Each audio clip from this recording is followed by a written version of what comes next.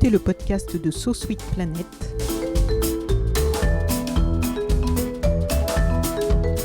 Je suis Anne Greff et je vous propose des rencontres autour des thèmes des droits humains, de la culture et de l'environnement. Sébastien Arsac, bonjour. Bonjour. Nous sommes ensemble pour parler de L214. C'est ça, tout à fait. Tu es l'un des deux cofondateurs, parce que vous êtes deux cofondateurs, c'est ça ? Même plusieurs, une petite dizaine au départ. Ah oui, une petite dizaine, oui. D'accord. De L214 donc, et nous nous rencontrons aujourd'hui pour parler évidemment de L214, de votre action, de votre histoire et de vos objectifs, et pour parler d'un livre qui est sorti tout récemment, je crois, en septembre. Oui, c'est ça, en septembre, début septembre. Et qui s'intitule « Quand la fin ne justifie plus les moyens ». La fin F-A-I-M. Tout à fait. Avec un sous-titre quand même, « En finir avec l'élevage intensif » aux éditions Les Liens qui libèrent. Ce livre que j'ai lu attentivement, après m'être intéressé déjà à vos différents champs d'action, parce qu'en fait c'est assez large, maintenant c'est assez vaste. Est-ce que vous pouvez déjà, pour commencer, nous expliquer en quelques mots, puisque ensuite on va développer, ce qu'est L214 ? L214, c'est une association, c'est une ONG qui s'est donnée pour mission la défense ou la protection des animaux d'élevage. Les animaux d'élevage aujourd'hui, si on s'intéresse à la question animale, en tout cas c'est le thème prioritaire. Souvent on parle, quand on pense protection animale, on pense abandon des chats, des chiens ou corrida ou expérimentation animale, mais plus de 99% des animaux aujourd'hui qui sont exploités par les humains le sont dans l'élevage. Donc L214, on s'est donné pour mission d'essayer d'informer, en tout cas déjà en premier lieu, des conditions d'élevage, de transport, d'abattage des animaux, et puis aussi d'essayer de défendre une position qui consiste à dire que les animaux ne sont pas là des ressources alimentaires à notre disposition, et de participer au débat démocratique, de dire est-ce que on ne devrait pas remettre en cause l'utilisation des animaux. Ça veut dire d'arrêter de les faire naître par myriades, parce qu'en France, on a plus d'1 milliard d'animaux qui sont tués chaque année dans les abattoirs. De les transporter, de les élever, arrêter de les tuer. D'animaux terrestres, oui. Voilà. Et on ne parle que du terrestre. C'est ça. Et on est à 67 milliards ou 70 milliards d'animaux terrestres au niveau mondial et plus de 1000 milliards de poissons. Enfin, c'est une estimation parce que on peut pas les décompter. Et puis souvent, on les compte par tonnes plutôt. Et on parle de stock pour les poissons. Donc là, c'est un sujet colossal. Voilà, donc on existe depuis une dizaine d'années et on avait commencé avant avec des campagnes sur le foie gras avec Stop Gavage.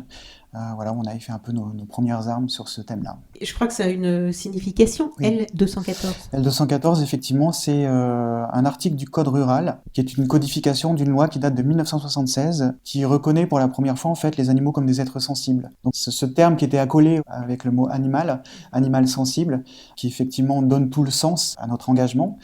Sensible, ça veut dire que ces animaux-là, les animaux qu'on utilise dans les élevages, ont une capacité commune avec nous, qui sommes aussi des animaux, qui est de ressentir le plaisir, la souffrance, la douleur, et même au-delà de ça, on pense bien sûr à la douleur physique, mais aussi des souffrances psychologiques.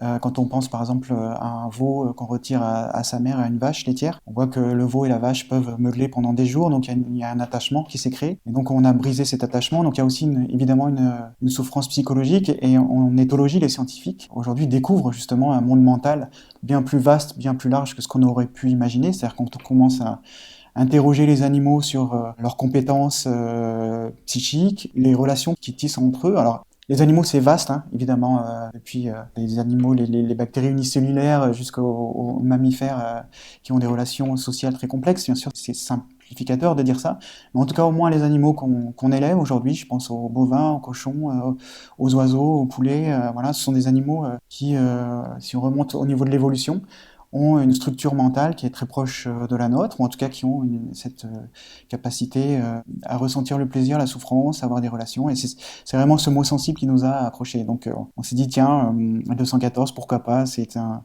titre qui peut être assez intriguant, bon choix, mauvais choix, mais en tout cas c'est celui qu'on a fait aujourd'hui, et qui nous permet de remettre la définition de l'association au cœur de son action. Aujourd'hui, l'association, c'est combien de personnes ? Quelle est l'étendue depuis 10 ans du développement Oui, alors au départ, de gens qui vous soutiennent une toute petite poignée il y a 10 ans en arrière. On a commencé vraiment à zéro. Les compteurs étaient à zéro. Donc c'était des militants en fait qui se connaissaient, qui faisaient des petits collectifs à droite à gauche, qui avaient donc cette première expérience avec Stop Gavage. Et puis petit à petit, à force fur et à mesure de travailler sur le sujet, de s'intéresser à différentes filières.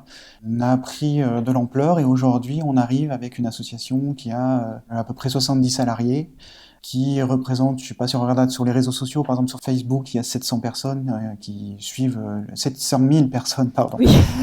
700 000 personnes qui suivent l'association. Et on a un budget qui est Ça, pour c'est que sur la 2010 France ou que vous sur la rayonnez France, sur d'autres oui. Non, pays? on est sur la France. On travaille avec des associations internationales, mais voilà, on se concentre aujourd'hui sur la France parce que c'est la première puissance agricole en Europe. Il y a énormément à faire. C'est un pays où on élève essentiellement les animaux dans les conditions d'élevage intensif. Voilà, et on a à peu près un budget de 4-5 millions d'euros collecte. Donc aujourd'hui, on doit avoir 36 000 membres adhérents à l'association. Alors c'est tout petit quand on regarde la force de frappe des filières. Évidemment, des interprofessions, voilà, c'est une goutte d'eau. Mais en tout cas, il y a 10 ans, jamais on n'aurait pensé arriver à avoir ces ressources aujourd'hui, autant humaines que financières, qui nous permettent effectivement de travailler, d'enquêter. Et puis, on connaît le 114 pour le travail d'image, d'enquête dans les élevages des abattoirs, mais on a plein d'autres choses qui sont du travail de fond, qui sont sur la question politique, la question de l'alimentation.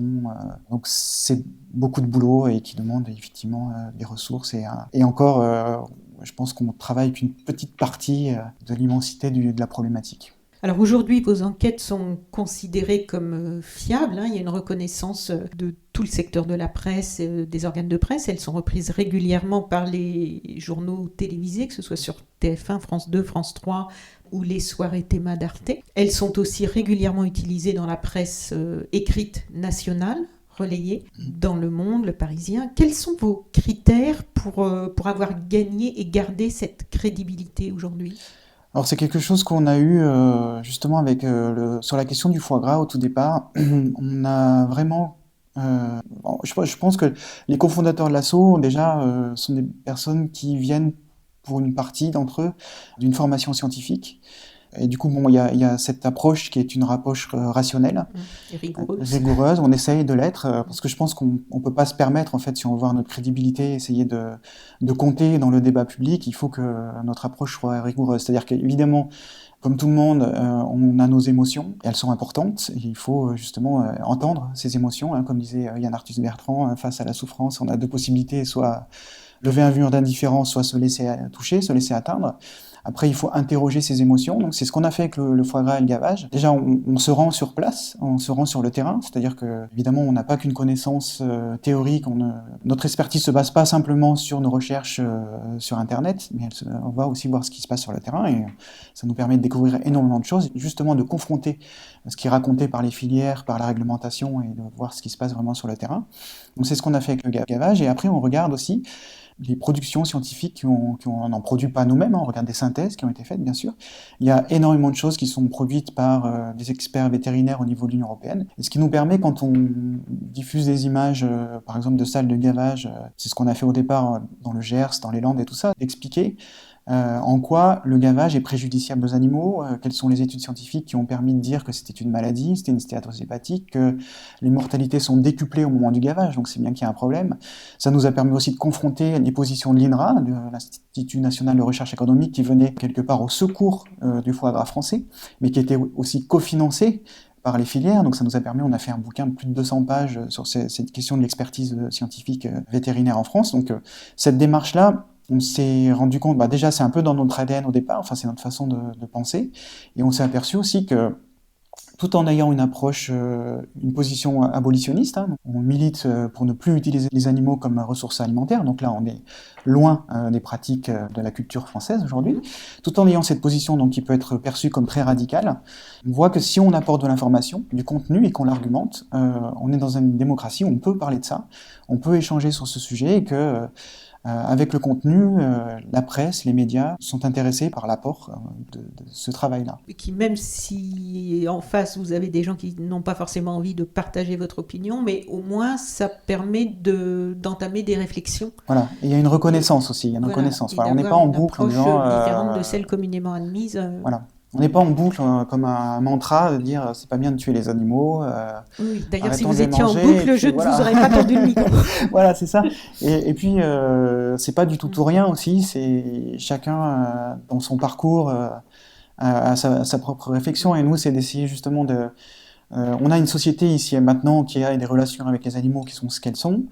Et on essaye d'interroger ces relations et de dire est-ce que c'est juste de faire ce qu'on fait sur les animaux? Est-ce qu'il n'y a pas un droit d'inventaire par rapport à nos pratiques traditionnelles, culturelles? Comme toute société et toute relation, que ce soit sur les relations intra-humaines aussi, on a ce travail à faire et à un moment donné, il faut essayer. Alors, il faut trouver le bon endroit. Si on est trop consensuel, c'est qu'on ne fait pas avancer grand-chose. Et si on est trop loin, Oui. si on va trop loin, ben, on Trop n'est pas audible non extrémiste, plus. voilà, oui. Et Les ça gens sert se à rien. ferment en face et ça rentre pas Exactement. non plus. Donc il faut arriver à mettre un petit déséquilibre dans nos convictions personnelles. Et moi, le premier, hein, je suis pas ni vegan, ni végétarien et ni militant pour les animaux. Je le suis devenu et il y a plein de comportements, de choses à remettre en cause. Et tant mieux, je suis très content qu'il y ait des ONG qui fassent ce boulot, que ce soit dans les questions environnementales, qu'il y ait des lanceurs d'alerte sur tous les sujets. Et nous, on essaye de faire ça sur la question animale, quoi. Et il ne s'agit pas de dire on a raison et nous, on est plus vertueux que tout le monde, mais c'est essayer de dire c'est un problème politique, c'est un problème de société qu'on a dans nos relations avec les animaux. Et donc, c'est pas l'idée de pointer du doigt un éleveur en particulier, une chose comme ça, mais c'est quelque chose qu'on doit nous questionner parce que là, il y a une vraie question éthique derrière ces relations-là. Et aujourd'hui, les animaux, c'est surtout dans nos assiettes qu'on les retrouve. Et voilà, c'est quelque chose qui, en plus, quand on creuse et qu'on voit tout ce que ça implique en amont, qui pose vraiment question. Et en plus, enfin, ce que je trouve intéressant actuellement, c'est qu'on voit bien que ce soit les ONG qui sont sur les questions animales, de nos rapports avec les animaux, notre façon de les traiter ou tout ça, ou que ce soit par rapport à l'environnement, donc le vivant, non pas au niveau animal, mais au niveau des végétaux, de la flore, de la biodiversité, de tout ça. En fait, on voit en ce moment que tout le monde se rejoint. Toutes ces préoccupations-là et les dégâts que l'on observe aujourd'hui, qui remettent en cause même maintenant la survie de l'humanité, on voit bien qu'il y a à la racine au départ des choses communes, c'est-à-dire qu'à un moment, on a complètement méprisé le vivant pour des intérêts économiques en général. Oui, tout à fait. Dans l'élevage intensif, dans tout ce que j'ai regardé, de tout ce que vous avez produit et tout ce qui est dans le livre, qui est très argumenté, très sourcé, on voit aussi que c'est une problématique récurrente. Pour les animaux, vous parliez là tout à l'heure de souffrance. Pour les végétaux, pour l'instant, on n'a pas de preuve que des végétaux peuvent souffrir au sens sensible où on l'entend, ressentir. Mais on voit bien que les dégâts sont les mêmes, en fait. Au bout d'un moment, à force de nier tout ça et de vouloir s'approprier toutes ces ressources et au détriment des écosystèmes, au détriment de tout ce fonctionnement, finalement, c'est nous c'est nous les premiers, parce qu'il y a d'autres espèces qui sont en train aussi de décliner, mais qui s'en remettront peut-être, ou peut-être que... Mais au niveau de l'humanité, en tout cas, on fonce dans le mur et comme si de rien n'était. Il faut reconnaître que l'espèce humaine a une place à part sur la planète parce qu'on domine tout, même jusqu'au plus profond des océans. Sauf cette idée de domination. Oui, c'est ça. Et du coup, mais on le fait parce qu'on en a les capacités. Il se trouve que c'est l'espèce humaine, ça aurait pu être une autre espèce. Hein, c'est l'évolution qui fait que c'est cette espèce-là qui a pris le lead, le contrôle total, avec une vision souvent à court terme. Mais il y a aussi du très bon. Et l'idée, c'est pas de renoncer à c'est une situation de fait.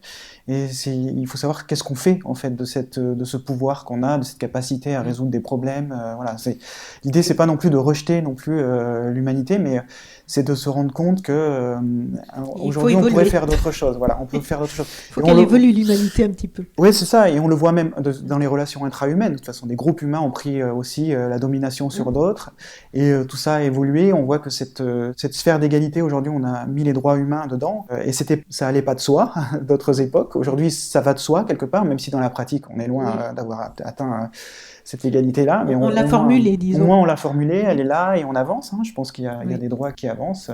Alors ça dépend les coins de la planète. Et puis de la conscience qu'on a des conséquences de nos actes aussi, parce qu'on n'a pas forcément conscience de tout ce qui se passe quand on vit ici dans les pays occidentaux. On n'a pas tout à fait conscience que nos modes de production et de consommation ont des conséquences dans d'autres parties de la planète. Je pense qu'on se rend compte de choses aujourd'hui, parce qu'en plus, l'information circule, on n'a jamais eu accès à autant de Oui, ça c'est un des points positifs. Et ce qui est, avec la question animale, en fait, effectivement, il y a une espèce de convergence sur d'autres problématiques, sur la question environnementale, parce qu'effectivement, on se rend compte que cette surconsommation de produits animaux, elle a des conséquences sur les ressources alimentaires. On l'a vu cet été avec les forêts amazoniennes, qui sont au départ brûlées pour faire de la viande bovine. Et puis une fois qu'on a fait la production de viande bovine, ils sont transformés en champs de soja. La France étant le premier pays importateur de soja du Brésil, soja OGM au passage. Si on était conséquent, on pourrait se poser aussi des questions là-dessus. Mais tout ça, oui, il y a une espèce de convergence. Mais aussi, on voit aussi d'autres choses à l'œuvre quand on commence à creuser ça. C'est le pouvoir des lobbies, par exemple, qui est évidemment très très fort. Ici en France, c'est absolument...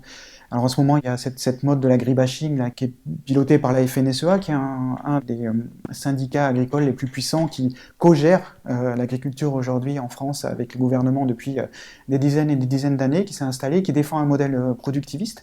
Et ça, on le retrouve sur plein d'autres problématiques, la question des lobbies, la question des conséquences climatiques. Et, c'est vraiment, à un moment donné, si on regarde la question de l'alimentation, en tout cas, que ce soit autant pour les végétaux que pour les animaux, il y a eu dans les années 70 une volonté qui était peut-être quelque chose de positif au départ, c'est-à-dire on sortait de la Deuxième Guerre mondiale, on a eu un traumatisme avec les tickets de rationnement, etc. On voulait que l'Europe devienne autosuffisante dans sa production. Et on a développé, au départ c'est la Révolution verte, donc c'est pas venu de l'Europe, c'est les États-Unis, l'Amérique, ça a été testé en Inde. C'est bien catastrophique aussi d'ailleurs. Voilà, c'est ça, tout à fait. Alors au départ c'était peut-être lutter contre la famine et tout ça, mais alors on a eu la convergence de trois choses. Il y a eu la mécanisation, il y a eu l'industrie chimique et la question de la génétique. Et ces trois facteurs ont fait qu'on a explosé au niveau des rendements, qui font que tout s'est intensifié. Que ce soit, ça s'est intensifié encore plus fort sur les végétaux, mais là, les animaux, on est en plus sur des êtres directement sensibles, en tout cas de ce qu'on sait aujourd'hui. Il y a un consensus, il n'y a pas de remise en cause là-dessus.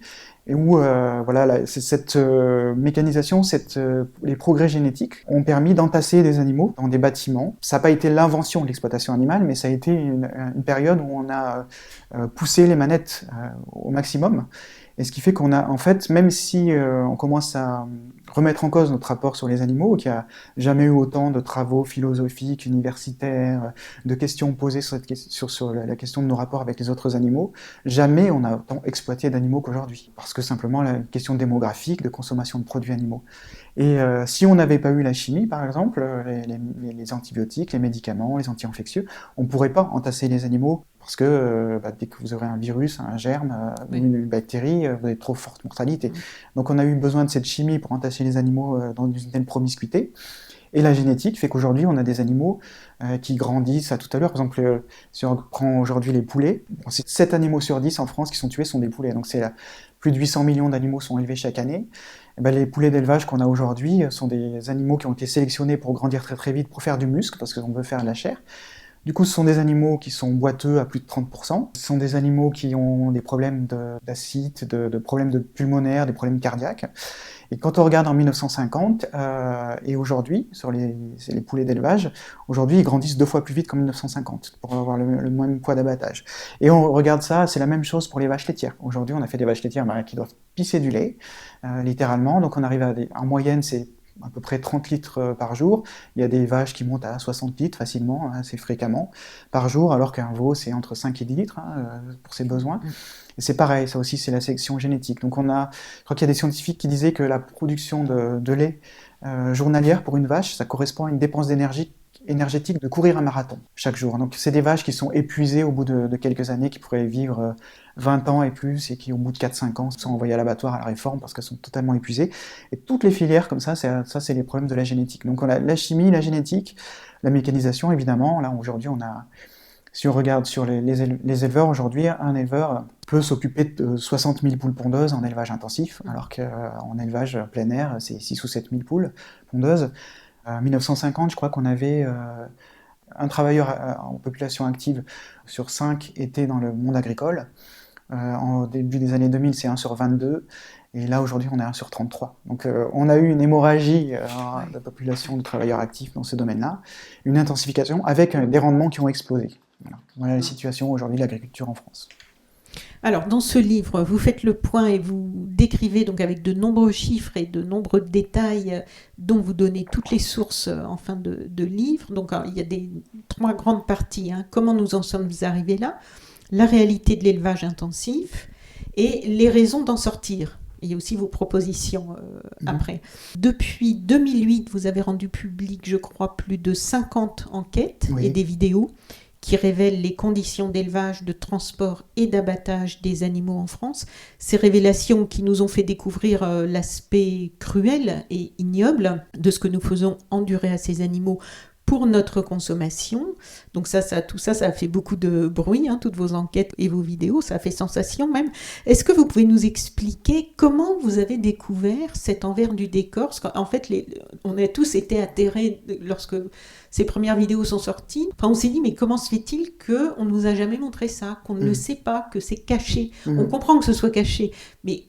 Comment se fait-il que personne, aucun journaliste, personne n'était jamais allé, ou très peu avant vous, je ne sais pas, chercher ça? Donc comment vous Il y a êtes vraiment lancé là-dedans? un grand écart entre ce qu'on imagine et puis la réalité du terrain, parce qu'on a une vision très idyllique de l'agriculture française. On a tous des grands-parents. Comme ça aussi, avec des belles images sur les on nous vend ça, c'est ça. Et puis la France, c'est quand même... Quand on se balade en France, on voit encore quelques vaches, c'est les seules qui presque ont encore un peu accès au pâturage, et de moins en moins, parce qu'au fur et à mesure que les troupeaux grandissent, on ne peut plus les faire sortir. La première chose, c'est quand on a commencé à... Au départ, on avait, je pense, les militants de 214 avaient une position assez idéologique, c'est-à-dire qu'on avait lu La libération animale de Peter Singer, donc qui est un philosophe australien qui a théorisé un peu cette question de la sphère d'égalité, justement. Quels étaient les intérêts qu'on devait prendre en compte pour se préoccuper du sort des individus? Et il en est arrivé au fait que c'était la capacité justement à ressentir le plaisir et la souffrance, la sensibilité qui était un critère. Donc on avait cette position assez idéologique. Et puis à un moment donné, il y a une association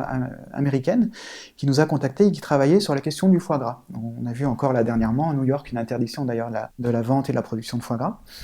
Et il se trouve que la France fait 75% de la production mondiale de foie gras.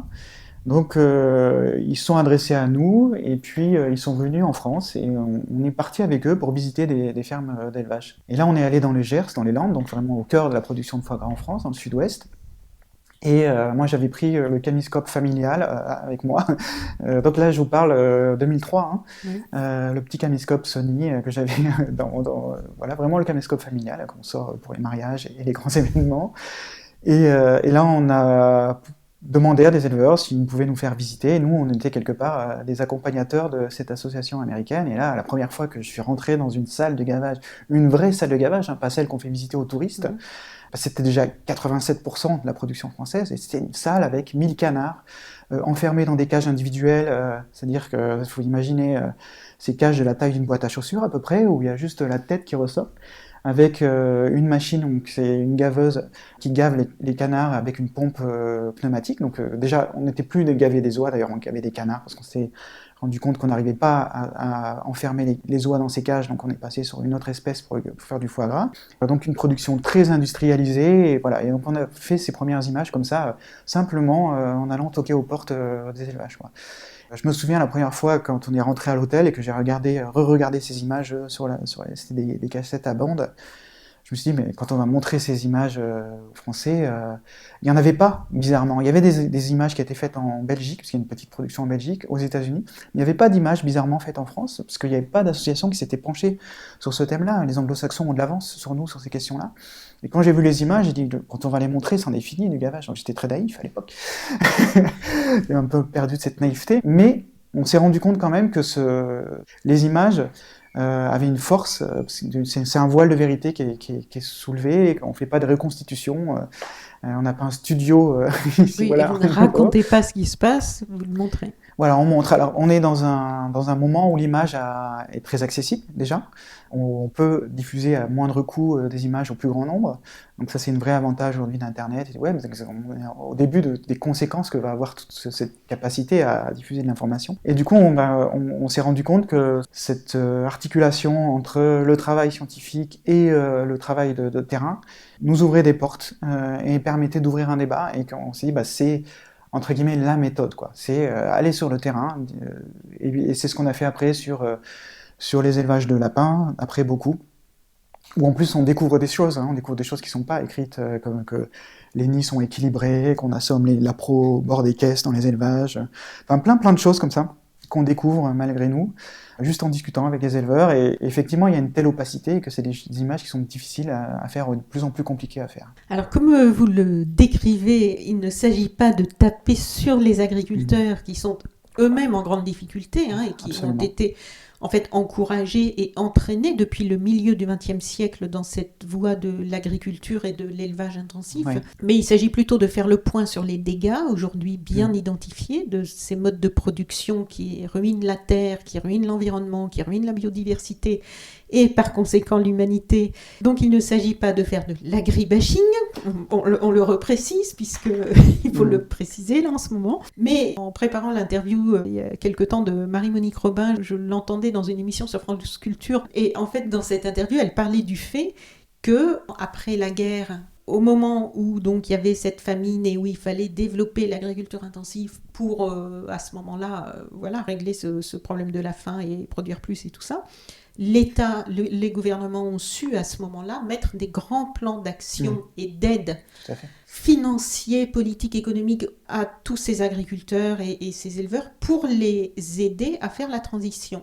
Et aujourd'hui, la question que je les entendais se poser dans cette émission et que je me pose aussi et que je trouve que votre livre pose aussi, c'est que quand on parle de tous ces dégâts aujourd'hui, c'est pas pour faire de l'agribashing, mais plutôt parce qu'on se demande pourquoi aujourd'hui il n'y a pas de plan de grande ampleur pour encourager, accompagner et permettre de sortir de ces modes de production. Or, pour l'instant, comme vous l'écrivez dans ce livre, notre système agricole est à bout de souffle, mais au lieu de nous interroger sur sa viabilité, nous nous entêtons dans cette impasse.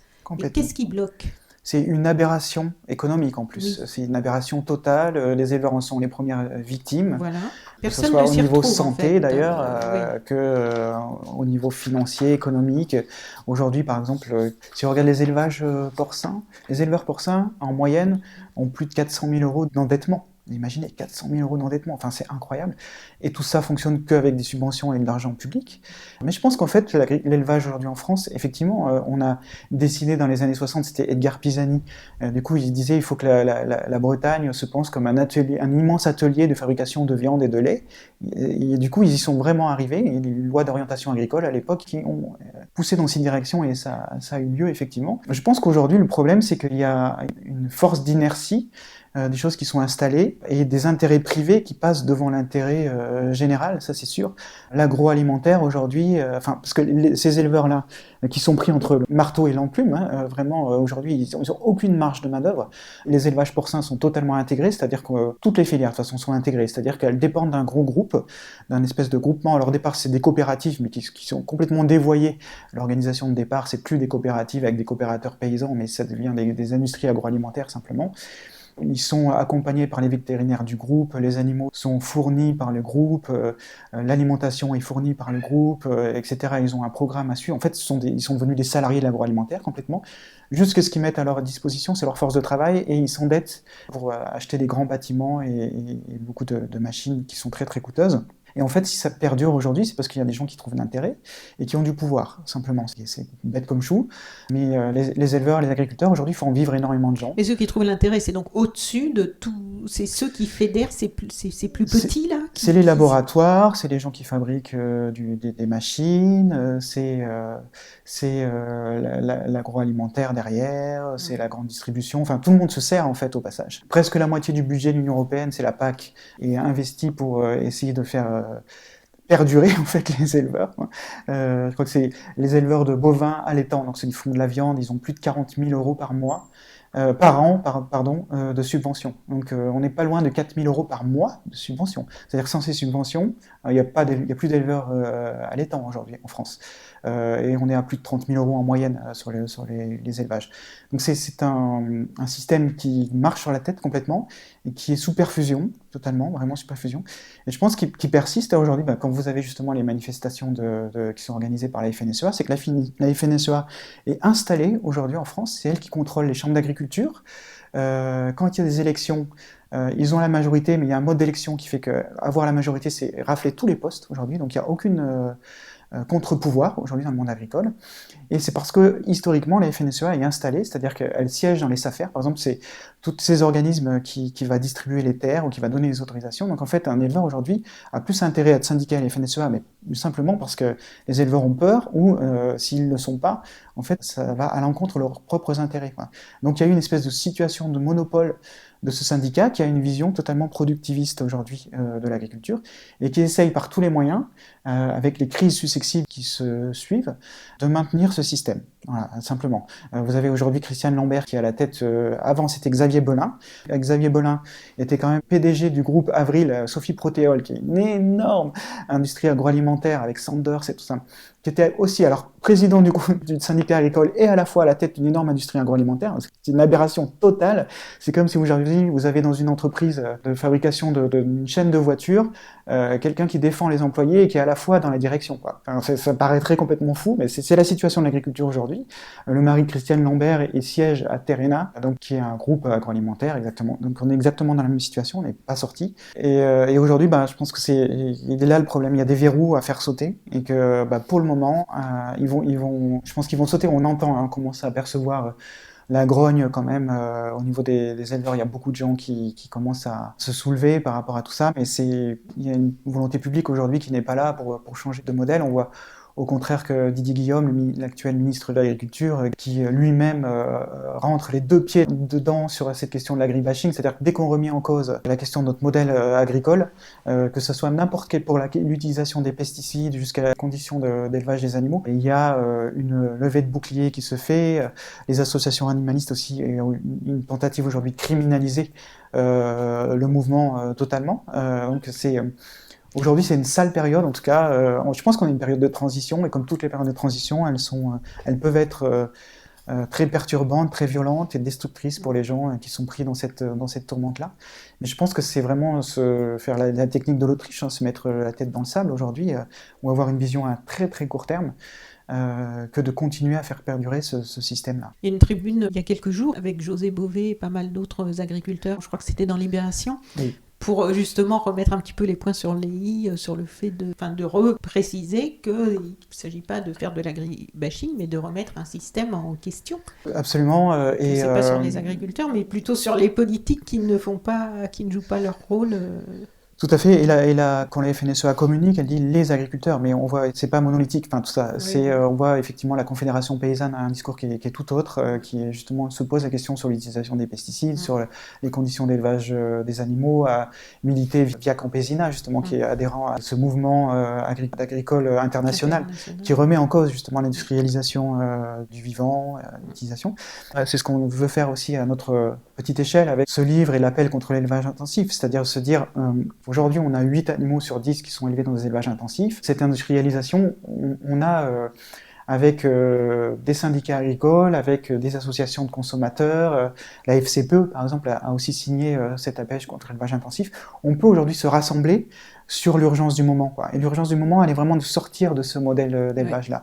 Et c'est vraiment ce qu'on a voulu faire, c'est arrêter de focaliser sur nos différences et sur cette question pour ou contre la viande, qui est une question, elle est là, elle est importante pour nous, mais je vois quand on se retrouve dans des débats, souvent, on se retrouve face à des éleveurs qui font de l'élevage très extensif et qui, eux, doivent défendre la viande, alors y compris celle qui est faite dans les pires conditions, et ils ne sont pas d'accord avec ça. Et puis nous, et du coup, c'est une espèce d'ornière qui est tressée entre les deux, et nous, on veut que le débat, il passe ailleurs, quoi. L'urgence aujourd'hui, c'est ce modèle d'élevage intensif là qu'il faut remettre en cause. Et par exemple, on s'est retrouvé avec Hugo Desnoyers, qui est un boucher, qui a signé notre appel contre l'élevage intensif. On s'est retrouvés ensemble pour défendre cette idée sur des plateaux de télé. Et moi, je trouve que c'est ça aujourd'hui qu'on essaye de faire, et si on pouvait avoir cette intelligence de se retrouver, de construire un lobby citoyen, parce qu'aujourd'hui la majorité des Français si on regarde quand on fait des sondages d'opinion publique et tout ça, sont contre les élevages qui ne donnent pas un accès à l'extérieur aux animaux, par exemple. Et on a des 80-90%, quoi. Alors que, inversement, la production est faite comme ça en grande majorité. Donc on pourrait vraiment arriver, je pense, si on est dans une vraie démocratie, à avoir cette opinion publique, enfin cette volonté qui s'exprime dans les choix politiques qui sont faits aujourd'hui. Il n'y a pas de raison que ça ne soit pas le cas. Donc c'est ce qu'on veut essayer de construire, et d'autres mouvements le font aujourd'hui, construire un lobby citoyen pour peser aujourd'hui qu'il y a une vraie responsabilité. On le voit encore avec l'affaire du siècle, etc. Il y a une soif aujourd'hui de changer de modèle, de développer des alternatives, une envie de se mobiliser, d'autres même modèles. Si les gens ne savent pas toujours comment agir, mais exactement, on voit qu'il y a... Oui, et il faut qu'on arrive à se retrouver sur des problématiques communes, parce que si chacun part sur sa problématique de son côté, et qu'on n'arrive pas à trouver des moyens de convergence comme ça, je pense qu'on n'arriverait pas à peser assez fort face aux intérêts économiques qui ont voilà, et eux sont présents dans les instances de pouvoir, dans les institutions, dans les conseils généraux, départementaux. Les lobbies s'est organisé depuis longtemps, hein, voilà, lobbying, c'est un vrai métier. Et nous, il faut qu'on faut qu'on joue avec. Enfin, on a un vrai pouvoir, quoi. En vrai, il faut qu'on se rende compte et qu'on arrête de jouer sur cette impuissance, parce que je pense qu'on a intégré cette impuissance aussi, totalement, quoi. On pense que, c'est les rendez-vous électoraux, et puis point barre, on attend les prochaines élections, et puis même moins en moins de gens votent, etc. Bon, il y a cette question du vote, pourquoi pas, mais on vote avec notre porte-monnaie, on peut faire énormément de choses, en fait. Et je pense qu'on le voit là, nous, aujourd'hui, avec notre campagne sur l'élevage des poules en cage ou des poulets, on arrive à avoir des engagements de l'agroalimentaire qui va complètement bouleverser le paysage français au niveau de l'alimentation aujourd'hui. Je pense que c'est aussi... Il y a la question politique, mais aussi faire pression sur ces hyper-consommateurs que sont l'industrie agroalimentaire et la grande distribution aujourd'hui. Là, on a des cartes à jouer.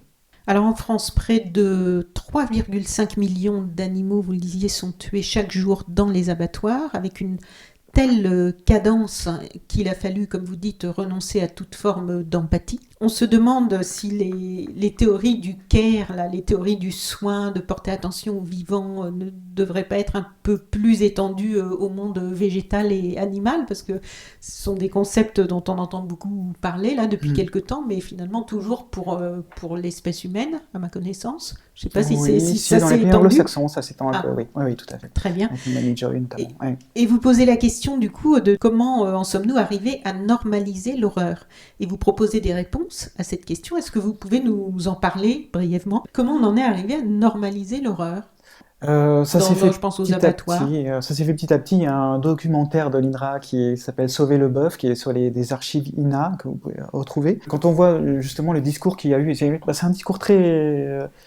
on va dire rationalisant, scientifique, c'est-à-dire qu'on voyait vraiment les animaux dans les années 70 à l'INRA comme des machines, simplement des machines où on a des intrants, on mesure ce qui sort, on mesure le rendement, il y a des déchets, et vraiment c'était vraiment les vaches à hublot dont on a montré des images là encore cette année.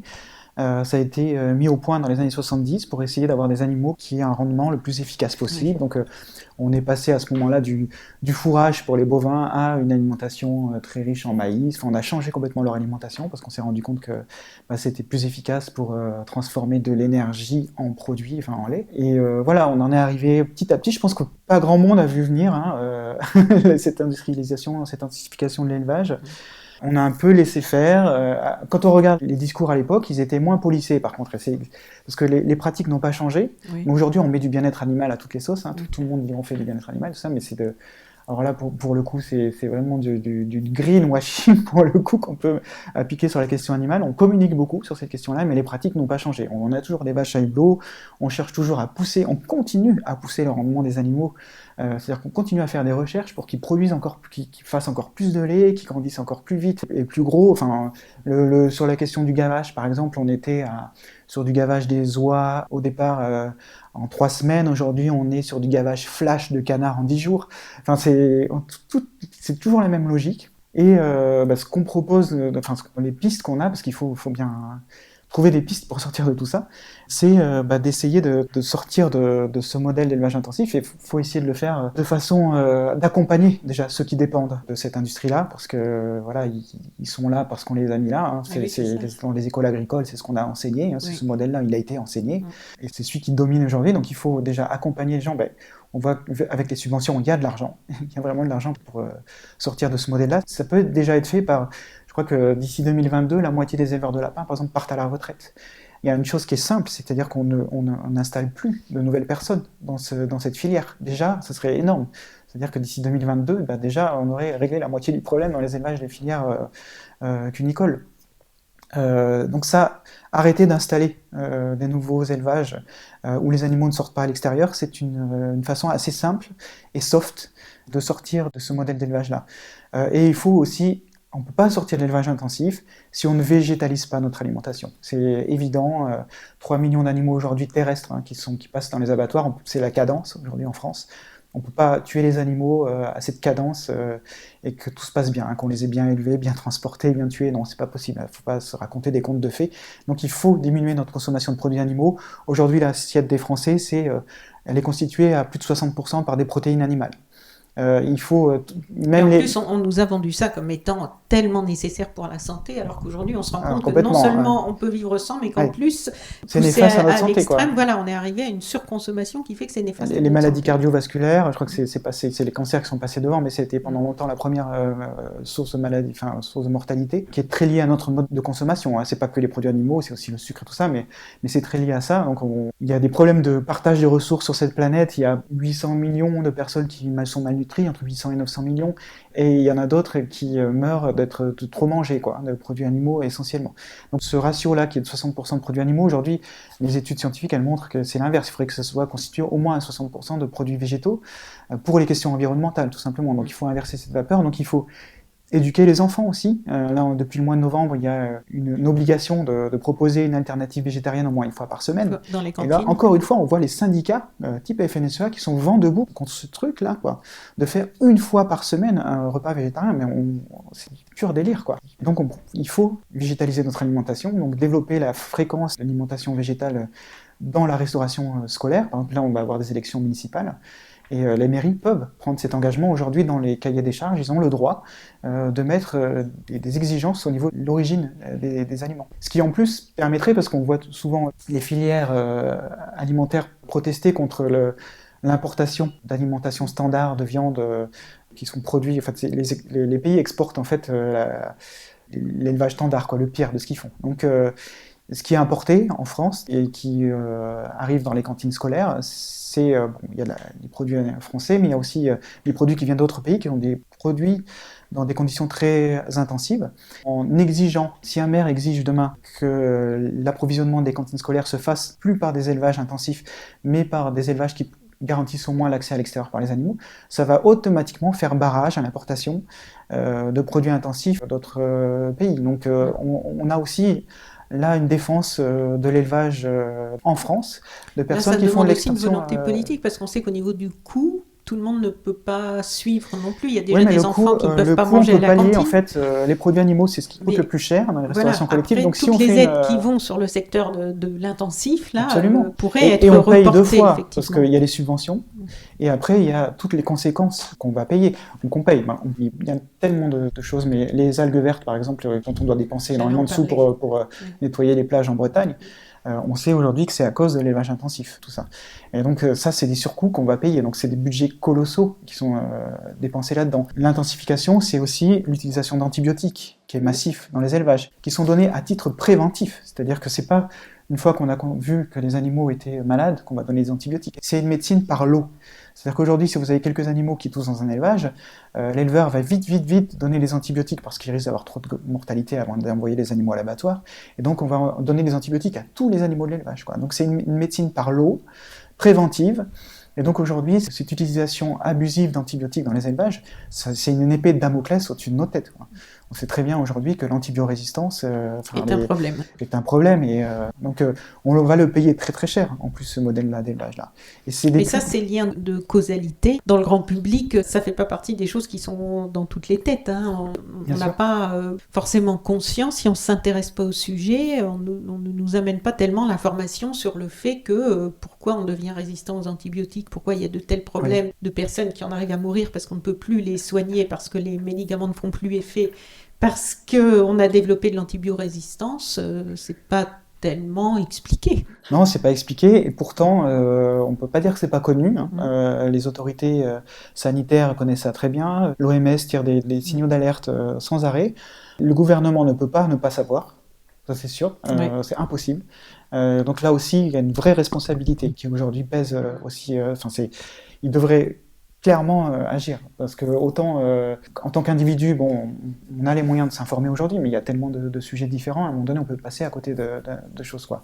Après, de toute façon, une démocratie saine, c'est une démocratie où il y a des parts de démocratie directe, mais aussi où il y a une presse qui aussi soit capable de soulever les bons sujets. Et je pense qu'aujourd'hui aussi en France, il y a une sacrée crise de la presse, des méthodes d'investigation de la presse qui est aux mains de grands groupes, et qui fait que ça aide pas aussi à se poser des bonnes questions au bon moment. On voit plus, je trouve, de documentaires et même dans le monde, il y a beaucoup plus d'articles qu'avant quand même sur les questions environnementales, et moi j'ai l'impression qu'il y a quand même plus d'informations qu'avant sur ces problématiques. Enfin, faut dire que l'on arrive à un tel seuil voilà, où on sait qu'on est sur la ligne maintenant où toutes ces problématiques vont devenir irréversibles, que ce soit sur le changement climatique donc il y a un petit peu un sentiment d'urgence qui fait qu'il y a plus d'informations là-dessus. Maintenant, qui les lit, peut-être c'est toujours le problème, c'est que c'est les gens déjà acquis à la cause qui vont s'informer sur ces sujets-là, quoi.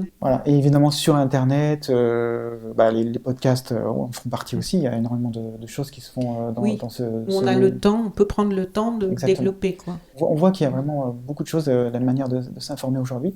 Après, il faut arriver à transformer ça concrètement, quoi. Il faut qu'il y ait des solutions, des alternatives, parce qu'il suffit pas... Enfin, voilà. On peut avoir une connaissance un peu théorique des choses. Sinon, il faut que chaque citoyen se mette en mouvement aussi. Voilà, c'est ça. Et ça, c'est la question politique, c'est la question du mode de consommation. Et donc, individuellement, on a notre part. Chacun doit prendre ses responsabilités, mais il y a aussi justement l'agroalimentaire qui doit prendre sa part. Hein, il est responsable, parce qu'on sait très bien que tout ça, il y a des agences qui dépensent des trésors d'énergie pour nous faire croire que c'est tel produit qu'il faut manger, parce que on n'est que des êtres humains, hein, on n'est pas des êtres rationnels, on a beaucoup d'irrationalité.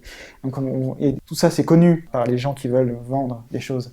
Donc ils tirent sur toutes les chaussées possibles pour que nous on tombe dans le panneau de tout ça.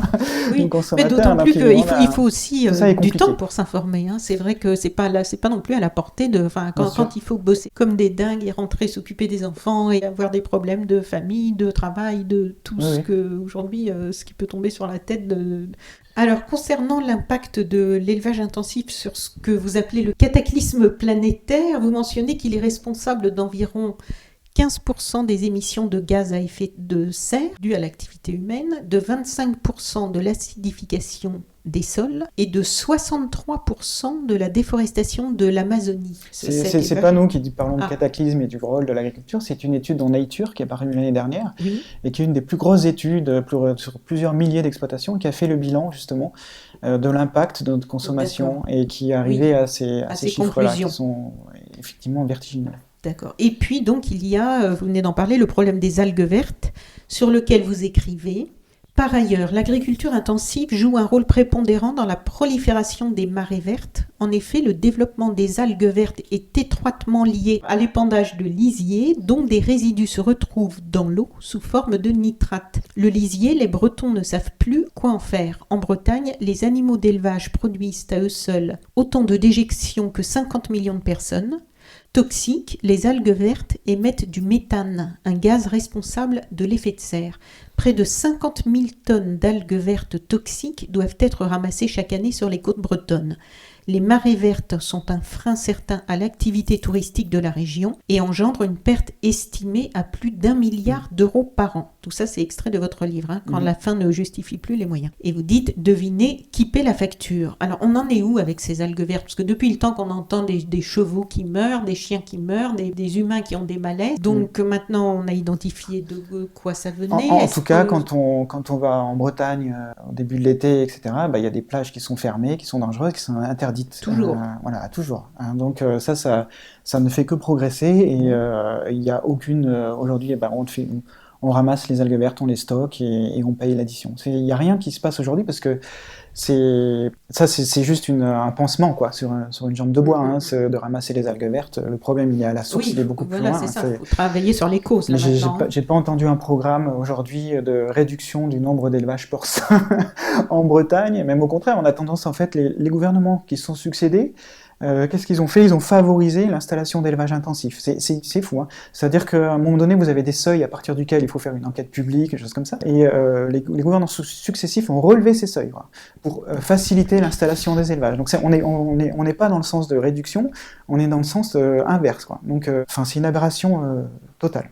Alors ce qui semble paradoxal, c'est que tout ce système en fait a été mis en place, donc on le disait, pour répondre à la faim, que ce soit après la Grande Dépression aux États-Unis ou après la Seconde Guerre mondiale en France, ou plus tard en Inde avec la Révolution verte. Je revoyais un article là, de 2011 qui disait, en 2011, donc sur ces 15 dernières années, le surendettement en Inde a poussé près de 250 000 paysans au suicide. Mmh. Et quand on voit qu'en France aussi, nos agriculteurs en sont à je crois que c'est un suicide tous les 2 jours. Oui, c'est 3 fois plus de suicides que dans les autres professions. Bon.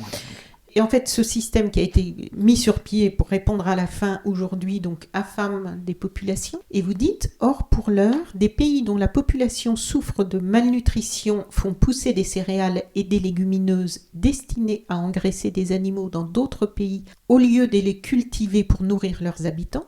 Une situation aberrante dénoncée par exemple par le journaliste et écrivain argentin Martin Caparrós dans son essai La faim. Il s'offusque avec raison que dans son pays, 3e producteur de soja au monde, 8% des enfants soient dénutris de façon chronique, car le soja argentin n'est pas consommé sur place, il est majoritairement exporté vers la Chine, où il sert à engraisser des poissons et des cochons. Depuis les années 2000, la demande asiatique et particulièrement chinoise en graines de soja explose. La Chine en importe désormais 70 millions de tonnes par an. Donc on sait que ce système pervers provoque des accaparements de terres pour satisfaire tous ses besoins, que des petits paysans, des familles, des autochtones sont chassés de leurs terres violemment quand ils ne sont pas tués, comme au Brésil depuis quelque temps. Vous citez d'ailleurs un rapport de l'ONU de 2017 qui estime que l'accaparement des terres constitue déjà une plus grande cause de misère et de violence que les guerres. 800 millions de personnes souffrent encore de la faim dans le monde, chiffre en augmentation selon l'OMS, rapport de 2018. Qu'est-ce qui peut aujourd'hui, selon vous qui êtes sur le terrain, arrêter cette machine infernale ?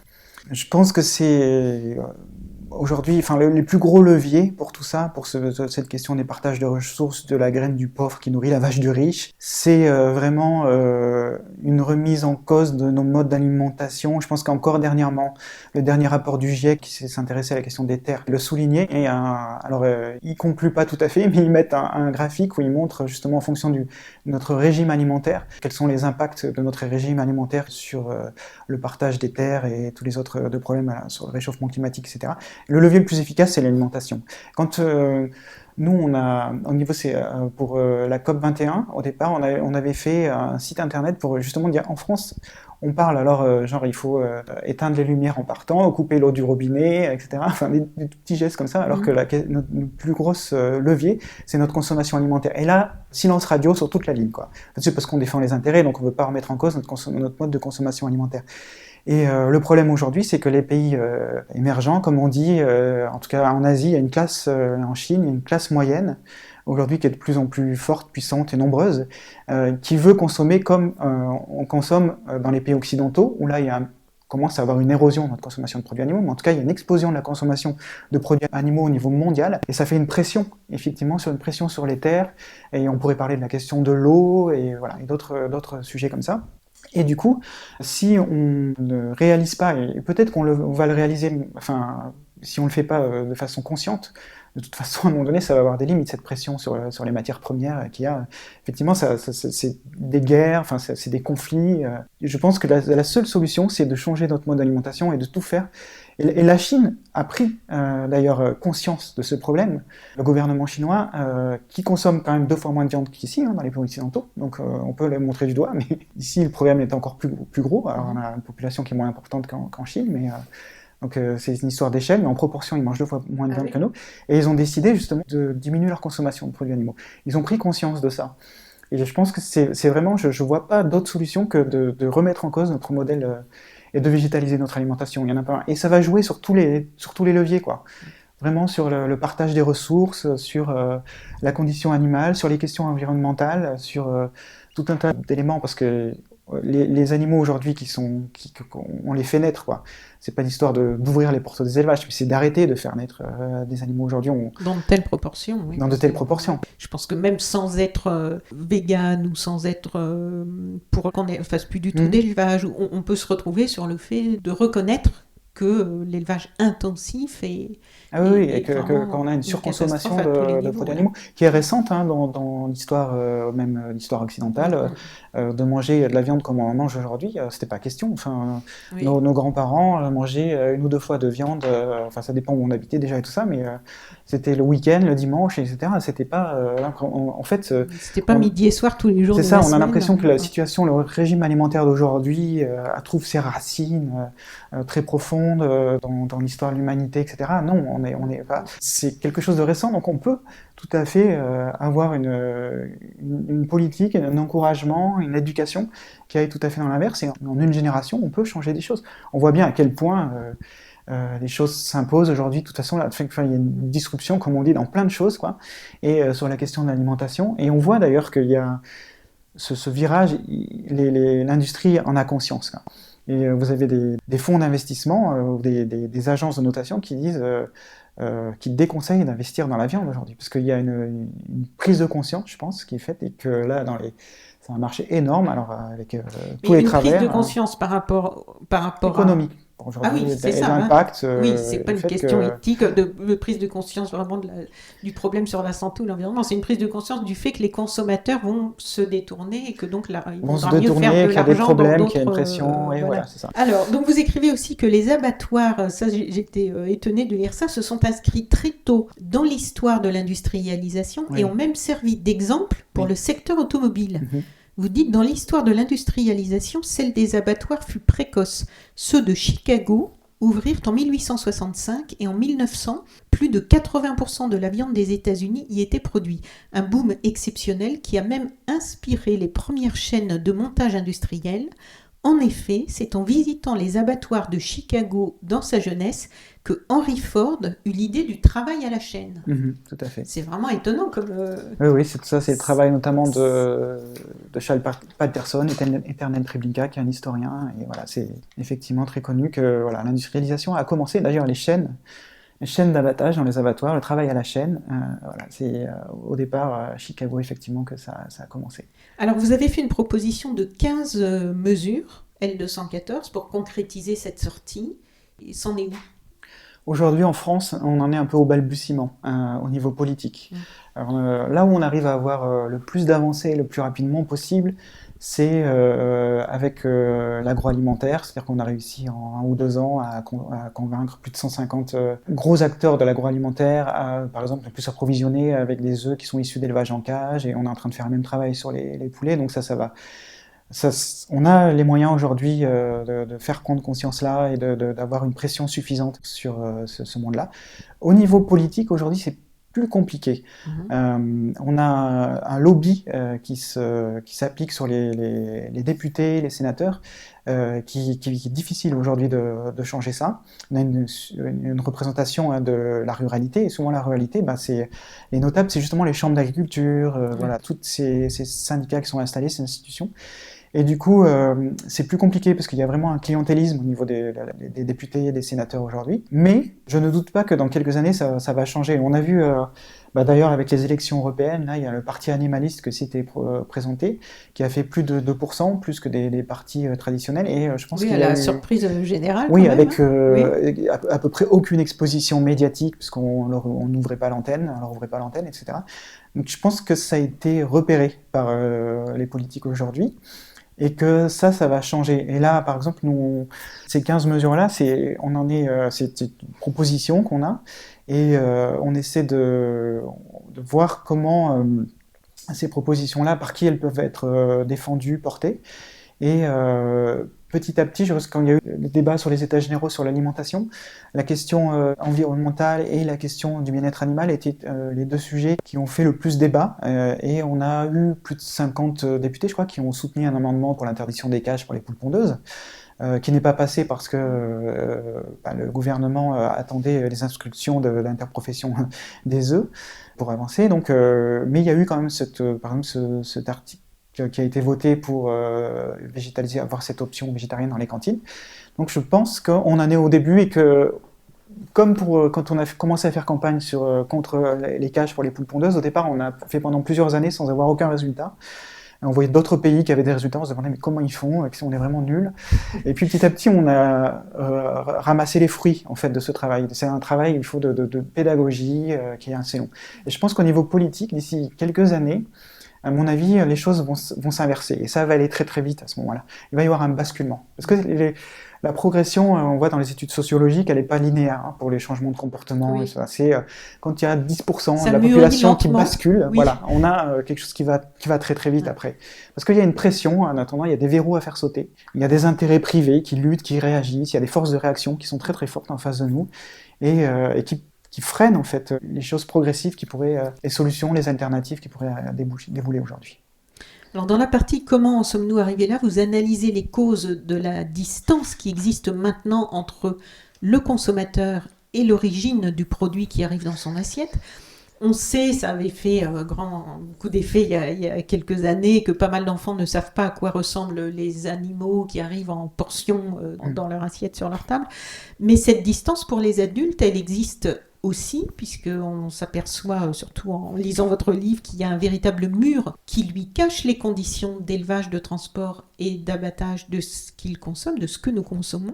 Et pour cause, puisqu'on comprend bien que s'il les connaissait, peut-être que ça freinerait, c'est votre travail, en tout cas ça fait prendre conscience et ça remet en question un petit peu notre attitude en tant que consommateur, jusqu'où on cautionne une fois que l'on connaît ces conditions. J'ai été assez étonnée de lire ce que vous décrivez par rapport à l'étiquetage. Vous dites que les lobbies ont peur du pouvoir des consommateurs de dire non.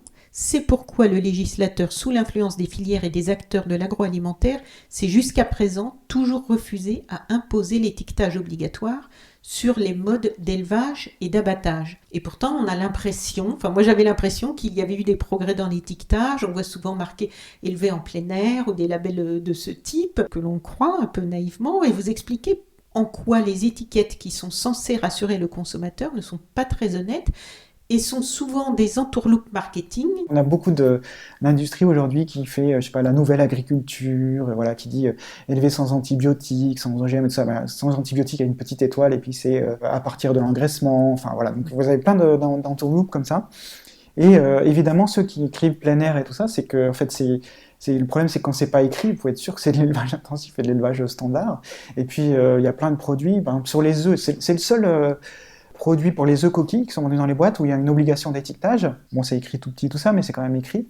Mais dès que vous avez des œufs qui sont utilisés dans les préparations, qui sont dans les œufs transformés, tous ces œufs entre guillemets cachés, là, il n'y a plus du tout d'obligation d'étiquetage. Et sur tous les autres produits, il n'y a aucune obligation.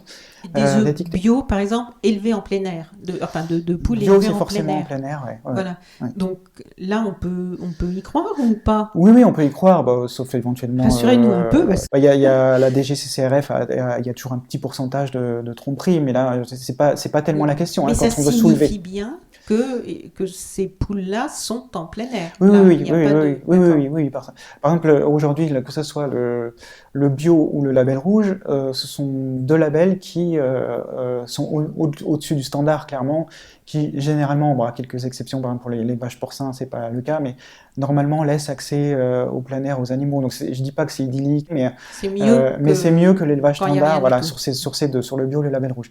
Mais tout le reste a tendance, même pour quand vous avez IGP, origine protégée, ou choses comme ça, il n'y a pas de... La question du bien-être animal n'est pas prise en compte là-dedans. Vous pouvez tout à fait avoir de l'élevage intensif qui soit IGP. Là, on va encore diffuser une nouvelle enquête sur du foie gras IGP. Les canards sont gavés dans des salles collectives à la pompe pneumatique, dans une salle qui a 1000 canards, c'est en Dordogne, voilà, et ça c'est aussi label IGP, quoi. Donc c'est vrai que c'est vrai, il y a une foule de mentions qui sont sur les emballages, et encore une fois, le gouvernement a possibilité de mettre un étiquetage clair et net, mais non, il y a des associations en ce moment qui font des tentatives pour essayer d'encourager justement la grande distribution, mais c'est des démarches volontaires. Alors tant mieux si la grande distribution les adopte, mais il n'y a pas, le gouvernement pourrait aujourd'hui imposer, on a bien vu avec le Nutri-Score et tout ça, tous les problèmes qu'il y a quand on a des lobbies en face, juste pour quelque chose qui devrait être vraiment mais tellement évident et naturel qu'il y a une indication claire et nette pour le consommateur qui veut faire un choix éclairé. Tandis que là, on peut passer devant un rayon et se poser des questions. Voilà, c'est pas pour ça qu'on va. Et puis il y a une. Mais on comprend que ça résiste, parce que quand on voit les quelques applications qui se sont lancées sur le secteur et qui réussissent il y a une vraie demande. Finalement à ce que des gens... transparence, une information. Parce qu'avant, il y avait les histoires de boycott. Mais bon, le boycott, c'est compliqué à mettre en place. Et comme disait Colline Serrault, il faut aussi qu'il y ait des alternatives de proposer et tout ça. Et les applications, on s'aperçoit que les gens, ils vont se reporter sur un autre produit, mais c'est quand même une forme de boycott aussi, puisque donc au final, il y a un manque à gagner pour le producteur, qui fait que visiblement, au bout d'un certain temps, ça finit par influencer ces producteurs qui du coup changent la composition de leurs produits. C'est ce qu'on a vu récemment. Là. Si c'est bouché au niveau politique, et on essaie, il faut continuer d'essayer, parce que je dis pas, il y a des gens qui sont très mobilisés en politique, qui sont souvent minoritaires, mais il y a des gens qui se battent au niveau politique. Voilà, ça ne peut pas reprocher ça, quoi. Donc c'est pas moi qui vais mettre tout le monde dans le même sac, mais il y a des vraies choses. Mais si, c'est que ça reste quand même bouché aujourd'hui, faut l'admettre. Donc il y a d'autres chemins possibles, il y a d'autres, il faut tout essayer. Il faut essayer d'agir avec intelligence, d'agir avec ici et maintenant, relever les manches, ne pas être dans du tout ou rien. Il y a un moyen de progresser. Enfin, il faut être dans le pragmatisme, dans la bienveillance, le pragmatisme, c'est très important. Et je pense que aujourd'hui, on voit que les consommateurs et les hyper-consommateurs que sont la restauration collective, la grande distribution ont un rôle hyper important. Et si les produits sont pas vendus, achetés, si les mairies exigent aujourd'hui que les produits proviennent de tel et tel type d'élevage, par exemple tel et tel mode d'élevage, forcément la filière, elle va devoir derrière s'adapter. Et puis là, on pourra... Enfin, quelque part, c'est cette sacro-sainte règle du marché, c'est leur mode d'organisation, et donc il faudra l'accepter aussi dans ce sens-là. Si les consommateurs ne veulent plus tel et tel produit, il faudra arrêter de les produire. Donc on a une vraie responsabilité. Alors il y a eu dans les choses positives, donc vos vidéos qui ont fait sensation avec les choses absolument horribles mais qui se déroulent quotidiennement dans les abattoirs. Il y a eu suite à cela, depuis 10 ans que vous êtes sur ce créneau et ces engagements, des résultats concrets. Vous en avez un peu parlé par rapport aux cantines, mais il y a eu d'autres choses avant, des aménagements de loi. Oui. Notamment, il y a eu, il y a des choses en ce moment qui sortent. Il y a par exemple des alternatives. Les lois, pas beaucoup, mais au moins dans la pratique, il y a on avait diffusé il y a quelque temps des images de broyage des poussins, par exemple. Je pensais à ça justement. Voilà, on a une alternative aujourd'hui qui est en train d'arriver, qui s'est développée en Allemagne, une entreprise s'appelle Select, qui permet d'identifier dans l'œuf. Pour expliquer, des poussins qui tous les jours se retrouvent par milliers, des millions chaque année en France, plus de 50 millions sur la filière ponte par exemple, et plus sur la filière foie gras aussi, parce que au foie gras on gaffe que les canards mâles aujourd'hui, donc toutes les femelles sont sexées, sont triées dans les couvoirs et elles sont éliminées, broyées ou gazées. Et donc là, il y a un procédé qui consiste à identifier dans l'œuf si l'oiseau futur va être mâle ou femelle, et ça permet au moins de détruire l'œuf plutôt que de détruire un caneton le jour de sa naissance. Ouais. Donc ce qui est quand même une sacrée avancée. Donc ça a été développé en Allemagne, et ça y est, il y a des pouvoirs qui commencent à l'utiliser, et ça va sûrement arriver dans quelques années très rapidement en France. Après, on a d'autres choses, des engagements aujourd'hui de ne plus s'approvisionner. Alors, il y a la question des œufs pour les cages. Donc ça, d'ici 2025, la plupart des supermarchés en France sont engagés à ne plus utiliser d'œufs qui sont issus d'élevage en batterie. Donc je pense que ça va siffler la fin des cages en France, je pense d'ici 2025.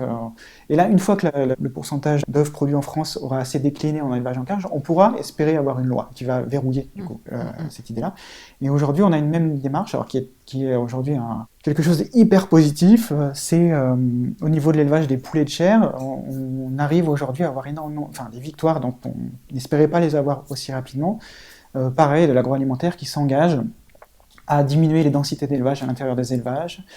C'est-à-dire qu'aujourd'hui, sur un élevage de poulets, la réglementation oblige à rester en dessous de 42 kg par mètre carré. C'est comme ça qu'on parle, la réglementation. Ça fait à peu près 20-21 poulets sur un mètre carré, donc c'est une promiscuité assez intense. Sur un bâtiment, vous pouvez avoir 30 000 poulets qui sont entassés dans ce bâtiment avec un seul éleveur. Et là, avec cette démarche-là, les densités vont baisser à 30 kg par mètre carré, il va y avoir de la lumière. Donc c'est une réorganisation, évidemment, c'est pas le bout. On ne se satisfait pas de ça, mais on demande aussi à ce qu'il y ait un accès au plein air pour au moins 20% des produits qui sont vendus dans les supermarchés. Donc l'idée, c'est de trouver une marge qui soit pas trop haute pour que les supermarchés acceptent de le faire ce pas. Parce que si elle est trop haute, on ne va pas avoir. Il faut trouver la voie du milieu. Il faut trouver la voie qui permet de progresser. Voilà, c'est une démarche des petits pas, mais on n'a pas de baguette magique, donc on ne peut pas.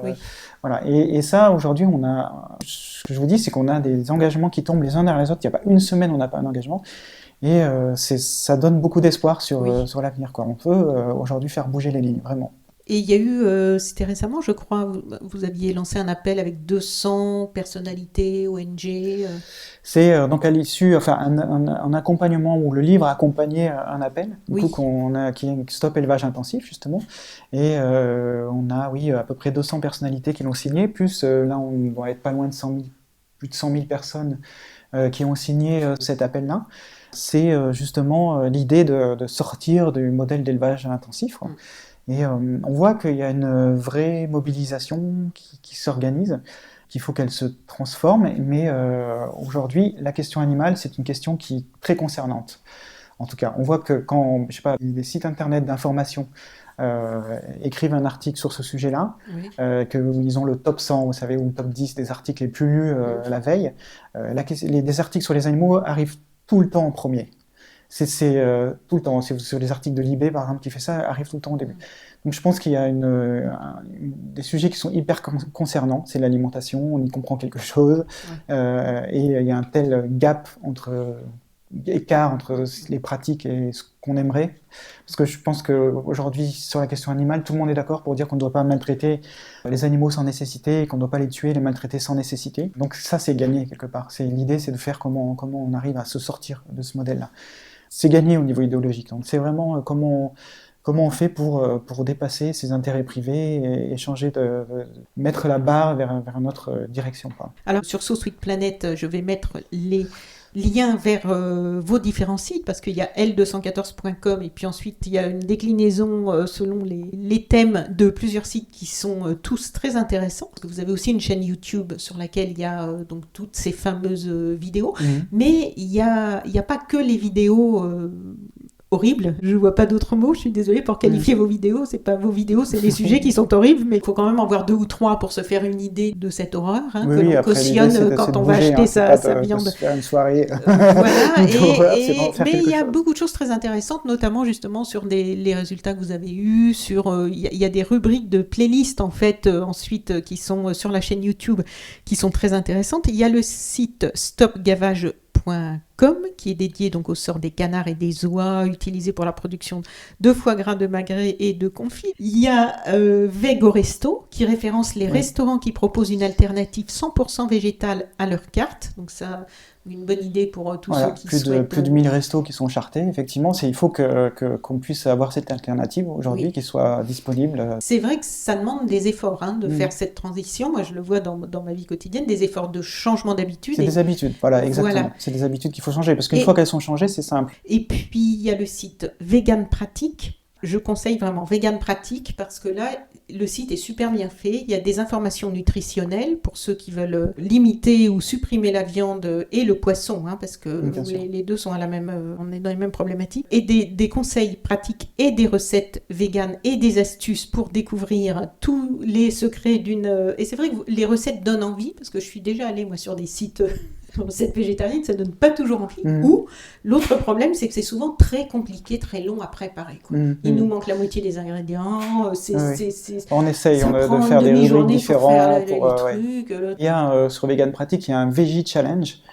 Qui est justement quand on s'y inscrit, évidemment toutes ces ressources sont à disposition librement, et on s'y inscrit et on reçoit pendant 21 jours un mail différent, justement avec un menu, avec des conseils pratiques. Il y a la question de la nutrition, parce qu'on n'a pas l'habitude, donc au départ on est un peu inquiet, est-ce que je vais avoir, il va me manquer des choses, ou c'est que je peux trouver mon calcium et tout ça, parce qu'il y a, par exemple le calcium, il y a tellement eu de matraquage par l'industrie laitière qu'on a l'impression que le calcium c'est du lait, et calcium égale lait, alors que le calcium il est dans les légumineuses, dans les feuilles à légumes vertes, etc. Donc même y compris dans l'eau, et avec des proportions qui suffisent tout à fait pour vivre en très bonne santé. Il y a donc c'est aussi se rassurer, de voir aussi des positions scientifiques et des conseils pratiques justement pour comment essayer de changer une habitude psychologiquement. Comment on fait pour ça, quoi. Mais c'est un site. On essaie d'apporter des solutions aussi. Donc effectivement, on montre l'information, comment ça se place, et derrière, on essaye aussi d'accompagner les gens qui veulent végétaliser un peu leur alimentation, ou alors qui veulent s'engager aussi. Parce que c'est très important, c'est une question politique, c'est la question de l'alimentation. Et on a par exemple un site qui s'appelle Politique Animaux, où là on va référencer toutes les prises de position, on essaie de le faire le plus exhaustif possible des politiques, pour visualiser... Des petits points rouges, des petits points verts, voilà, on a mis une note, on a mis un algorithme, on essaie de faire ça le plus sérieusement possible.